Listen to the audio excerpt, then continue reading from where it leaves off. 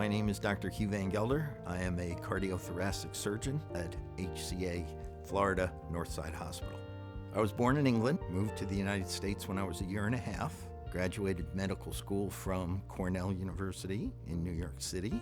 My residencies were done in general surgery at Emory University, affiliated hospitals in Atlanta, Georgia, and then I did my cardiac fellowship at the University of Florida in Gainesville. My specialty is cardiothoracic surgery, so I do both heart and lung surgery.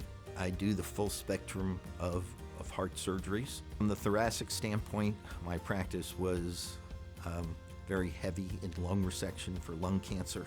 I think my greatest strength has been the interpersonal relationship that I offer patients.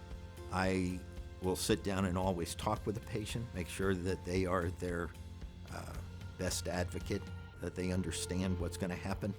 Just seeing people do well is what makes it all worthwhile.